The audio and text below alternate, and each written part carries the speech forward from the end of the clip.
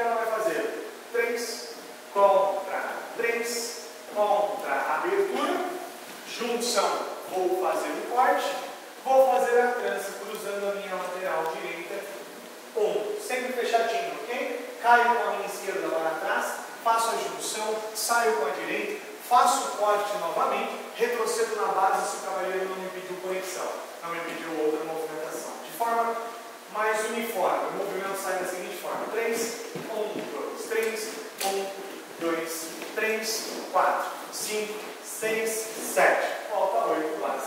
Recomeça tudo de novo. Passo do meu querido cavaleiro. O cavaleiro vai sair com a sua perna esquerda em 2, 7, 8. 3, contra, 3. Vou pedir a abertura e induzir a dama a responder ao meu movimento. Abertura na minha direita, junção do meu pé esquerdo, avanço do meu pezinho direito. Faço a rotação dela ocorrer juntamente com o meu, puxando a direita, empurrando a esquerda, cruzando o pé esquerdo do cavaleiro, caindo com a sua direita, junção do pé esquerdo. Avança o pé esquerdo, avanço o pezinho direito,